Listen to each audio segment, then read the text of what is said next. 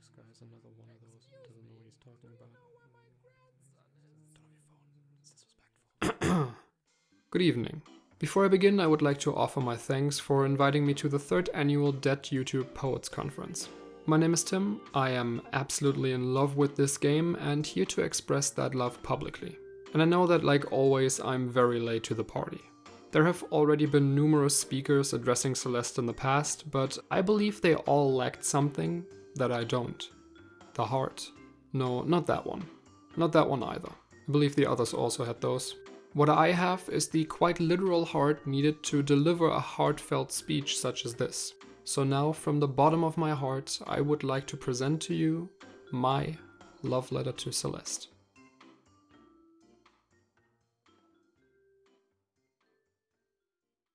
For years I'd been hearing good things about you from my friends, claiming you would be just right for me. We'd be a perfect fit. I can't lie, I'm a shy guy and I was nervous to pursue this, so the years went on by without me making my move.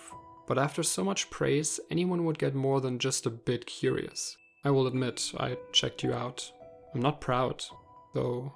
It was love at first sight. I knew you would be right for me. One meeting, one sentence, one smile is all it would take for me to get addicted. At this point there was no way not to get in touch with you. It was just a matter of time. Yet the closer that fated day came, the more scared I felt. What if that image of you that I had in my mind, the one I kept adding onto, what if it wasn't real? What if it was all just fantasy? What if I'd fallen in love with what I thought you were when what you are might actually be completely different? And then we met. Believe me, I'll never forget that wonderful day we met. No question was left, all uncertainty in my mind faded away after a single dash. I knew now. Celeste, you had me impressed, mesmerized by the way you dressed, new mechanics easily assessed and in every room perfectly expressed. It's fair to say, I was completely obsessed. We began talking. One thing led to another and soon we went mountain climbing.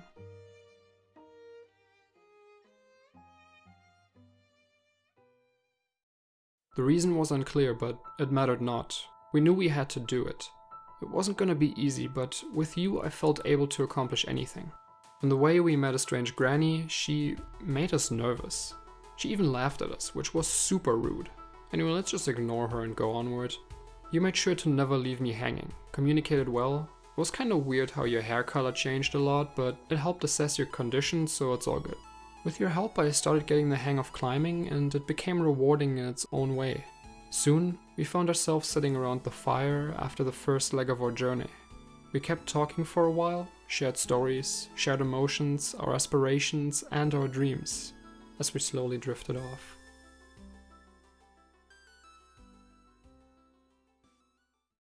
The world of dreams is a reflection. It embodies all that is us, a deep dive into a person's psyche. We can have fun dreams, dreams warm and fulfilling, dreams of reaching whatever it is we want. Dreams are limitless, but their world is just as limitless as it is impartial. It embodies all that is us. As such, the dream world is just as much a reflection of what we don't want to see. Though we might disagree, we might run, we might hide, but all that we shun is never truly gone. What lies below the surface like a blazing furnace, its only goal to hurt us, is a reflection of us, of what we fear, what we dread, dead set on confrontation, can't escape the situation, try to run, try to hide, but don't fight, there's no chance of liberation. Then, a clearing revelation. It was our imagination. In a cold sweat, you awoke from your slumber. I didn't ask you to share. I trusted you would seek the initiative if you deemed it necessary. I realize now we both took the easy way out. At the time though, the only thing on our minds was a vacation. During travel you seemed distant, like something was weighing you down. But then we met this weird hipster hiker lumberjack looking dude, which I guess would just be a regular hipster. And he seemed to live without a care in the world. Impressive. And contagious.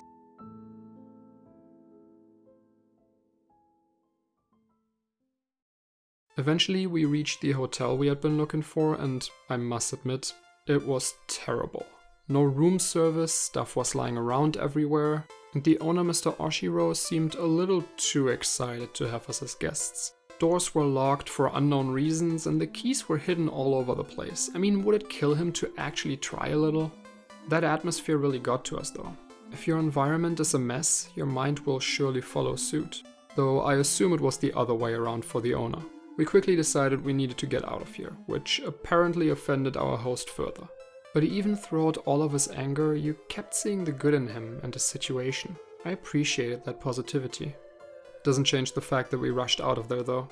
When we did finally make it, we were confronted by something even more terrifying. Ugh.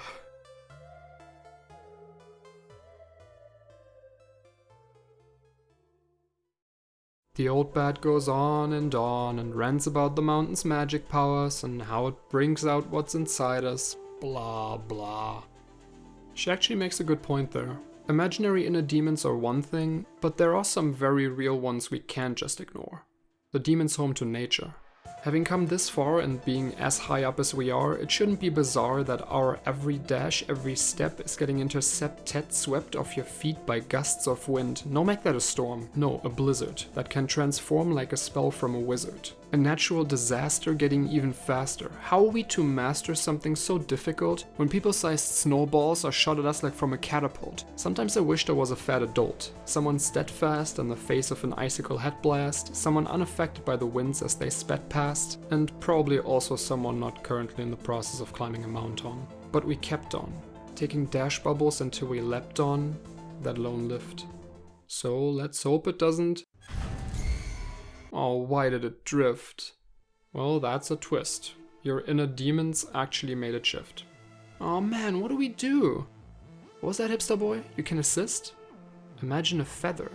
Well, if you insist. Focus and breathe.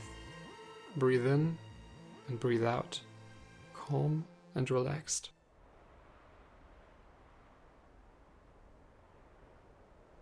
Oh, I think we're good. Thanks for that, Theo.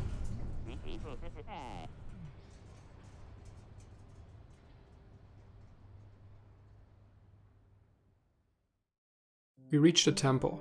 Weirdly, it looked ancient and modern at the same time. Was it built 2,000 years ago or in the future? On Celeste Mountain, the wildest theories seem just as real as any other. Who knows what's real anymore at this point? Maybe this sense of foreboding isn't either. No, it's definitely real. This place is unsettling to say the least. And there goes Theo, talking about snapping photos for his Instapics followers. So I guess we enter. Will it be an adventure or a nightmare? Probably the latter. The inside is, who would have guessed, unsettling. The dim lighting as well as the weird symbolism on pillars and doors and walls made sure of that. Every step of the way we felt as though we were being watched. Ah great, creepy mirror. Only had great experiences with those. Wait, what's this? Theo's phone. Oh no, the one thing he would never leave behind. Okay, just breathe for a second and think about this. Maybe it just fell out of his pockets. Sure, let's go with that. Just give it back once we catch up to him. Yes, that. I'm convinced. Spend too long in this place and you'll become unhinged. No right or wrong path, just more of this maze. This long, confusing maze. Our minds were in a haze. For how long have we been in here? Days? I mean, who knows with all those key door delays? And then all those ways of transportation. We keep getting flung around towards our destination at top speeds. The mountain keeps to proceed to exceed our expectations. Success ain't guaranteed. That was when we realized something. Theo was going to take pictures, right? He was most likely holding his phone, which makes the it fell out of the pocket theory even more unlikely, right? Something must have happened to... No. Let's calm down. Anything is possible on this mountain, any theory as likely as the other. Suddenly, the reflection became clearer. And oh god, he is inside a mirror. Anything really is possible here. And now there is darkness, as the doors close behind us. Great. Totally doesn't make it creepy at all. But we keep pushing through. Restless and filled with fear, we persevere and... Oh look, another mirror. I bet nothing is gonna go wrong here.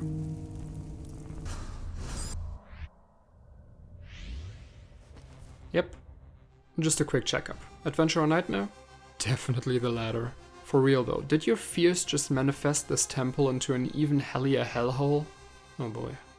Now, this place is not just disconcerting and flirting with the notion of hurting our emotional state. Instead, it shows its devotion by putting into motion the monsters from within us. The monsters in us. The monsters that have always been us. This is our fault. Our minds are in disarray. So why is he on display, stashed away to decay in this crystal array? No, we are getting you out of here. You better breathe in and breathe out, cause we are about to take the direct route. No time to scout, so better make these dashes count. Shatter that crystal to the ground, and once the exit is found, get the beep out.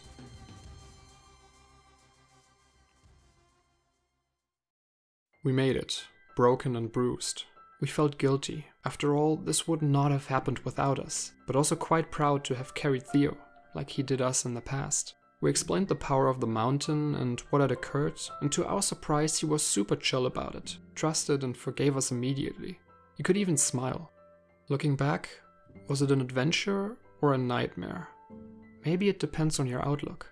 After bonding over conversation about depression and sisters and goals and whatnot, we got some quality rest. In our dreams there was the feather Theo helped us see. Maybe he changed us in some way. Or maybe he just rubbed off on us. With the feather we reached new heights and finally understood what this reflection of us was, and that we needed to fight it, get rid of it. Which it did not like apparently. Oh no, calm down. Feather, feather, breathe, breathe.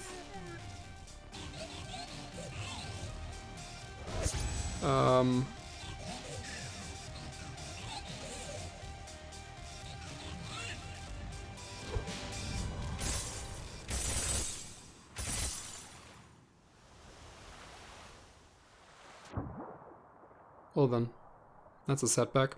We had hit rock bottom.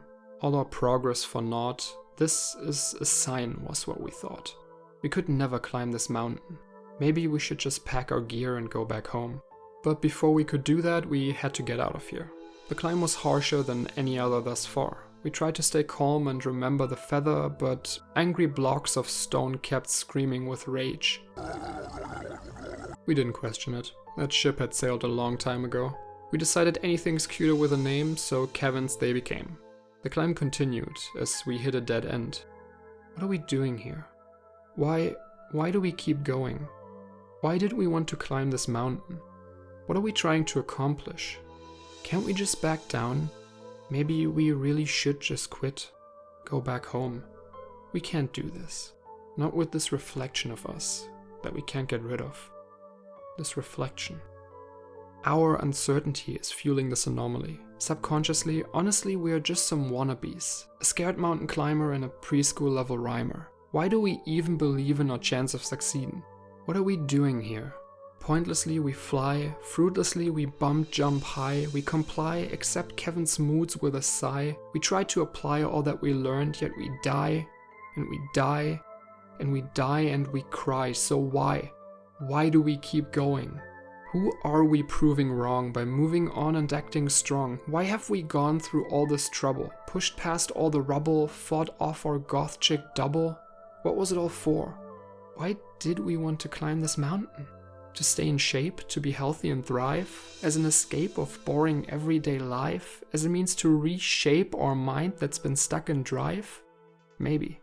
After all, only one thing is clear. We're unsure as to why we're here. We have not succeeded in anything still, and we never will. So, what are we trying to accomplish? Reach the top. Please stop dreaming. That's something we won't be achieving, no matter all the therapeutic breathing and the relaxing feeling, no matter all the screaming and spike-related bleeding. In the end, there will have been no meaning to this pointless, harmful dreaming. Deep down we know all the fighting was just for show. So, can't we just back down? We can't. So why don't we? Why won't we? No one would judge, nobody hold a grudge, no one would make a fuss. But us. And what would it matter if we disappoint ourselves? We're used to it after all. Maybe we really should just quit. Go back home. We can't do this. Not with this reflection of us that we can't get rid of. This reflection. Oh, where did you come from? Yes, we fell, so laugh at us again if you want. We didn't mean actually laugh.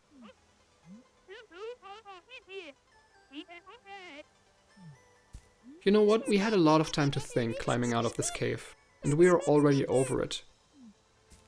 That part of us was right, we can't do this. We'll just go back home to our sad lives and be miserable forever. Shut up, we know. We don't want to give up, but no matter how hard we try, she sabotages us every step of the way.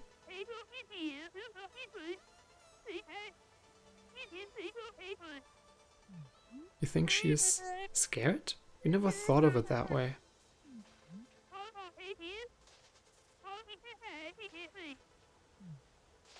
She might have a point. In our minds, that part of us was always a hindrance. Something we tried to escape from but couldn't. Maybe the only thing left to do really is to treat her more like a person and less than a monster. She is a part of us, but have we ever treated her as such? Her thoughts and opinions and of course her fears and doubts are ours. We can't just ignore or remove them. That would tear us apart. Or rather it did. Granny's right. Let's reach out and try to make up. But she doesn't trust us anymore. We are the ones she now wants to ignore. It appears that we have been so uncertain that even the representation of our fears decided to hide behind the curtain and run away. But not on our watch. There is still stuff we have to say. She may have lost faith, but we have not. So it's time to give chase. The strategy is simple. Always keep us at an arm's length, which is ironic since that used to be our main strength. While we try to close the gap, she kills us with either a crystal spike trap or a laser zap. And once we come close enough for a tap without getting hit by the energy balls, she dashes away straight through the walls. Which honestly just leads to a lot of unnecessary structural damage to the environment. Like, I get you're having a bad hair day, but that's really not an excuse to go balls to the walls crazy, you know? I see. While conversation might have been a fail, we are still hot on a trail, using bumpers and feathers as counterattack measures. We follow this phantasm deep down into the chasm, but we still have some catching up to do. But how do we get through to this girl when all she does is hurl her voodoo magic in a barbaric panic? What a tragic relationship that surfaced on our perfect vacation trip. So, as we zip around, skip along the ground, playing our classic game of lost and found, she lets out a pained sound. She is clearly getting more desperate. But our apology, she can't yet accept it. She tries to push us out more ferocious than ever, using moving earth and rocks for this endeavor. Rushing leads to death by crushing. Try stalling, ignoring the rock hauling, and soon no doubt you'll be falling into spikes, bawling your eyes out. It just won't stop. This battle will continue as long as there's not peace within you. And this part of us, she runs and she hides and she fights. Not out of spite, but because of her fright. She doesn't hate us. She never truly wanted to hurt us. She's scared. Of course she would be. After all, what we're chasing here is a reflection of us, of what we fear, what we dread, but we're dead set on confrontation, can't escape the situation, don't try to run, don't try to hide, but fight for a chance of liberation. So shatter the spikes, put an end to this fight, and reunite. With every hit, we broke through her walls bit by bit. Part of us, please understand, we don't want to quit. For once in our lives, we want to start something and actually go through with it. And to do that, we're not asking you to submit. We're asking, will you come with and be a partner in crime with whom we will master this climb? And thus, finally, we combine. As a team, we are now strong enough to make it out of the cave. We meet up with our friends, exchange a few words of encouragement, and set out on the final leg of the journey. Together, we are going to climb this mountain.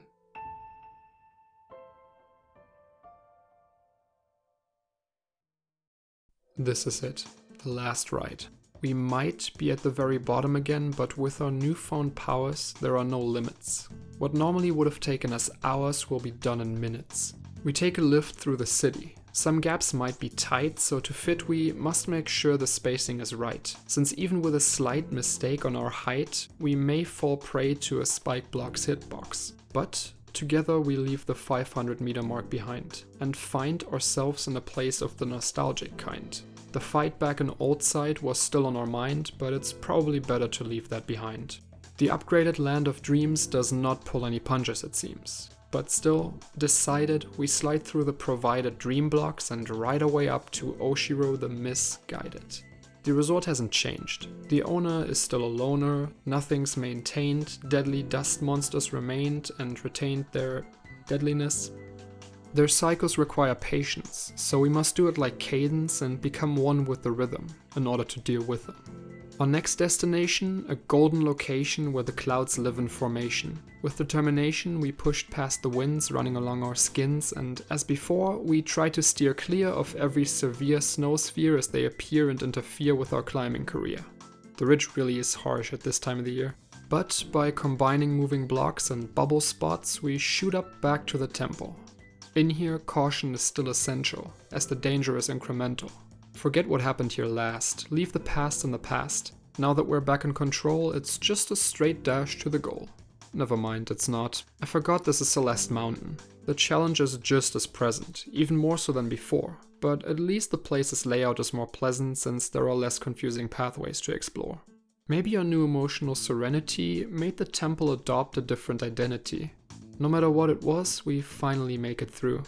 We keep dashing as the last stage comes into view. The summit.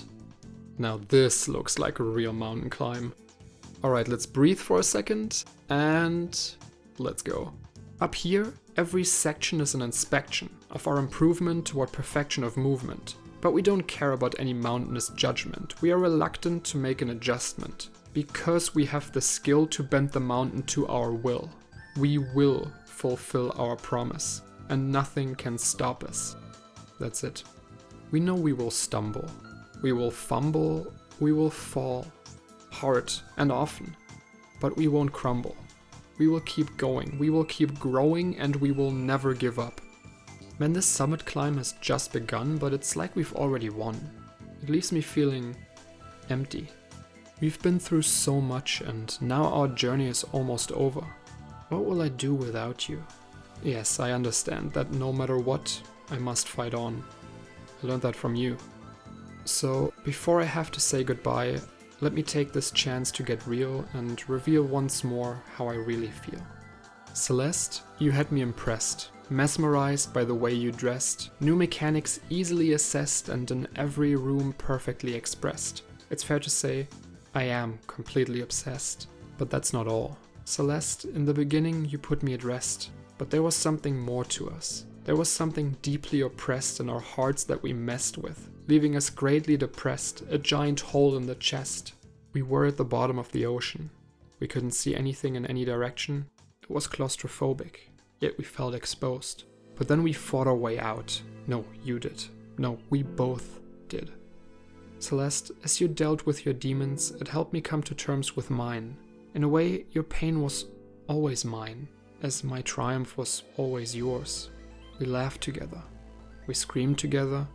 We climbed this mountain together. And through it, we overcame ourselves together. And I thank you for that. So, as the clouds clear up and the summit comes within reach, I can tell it's time. We take a deserved rest, absorb the scenery before we break the spell. Celeste, I bid you farewell.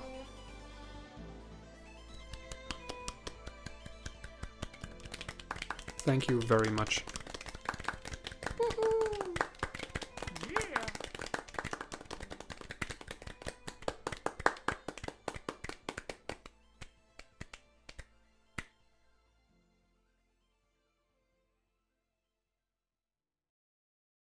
That was amazing.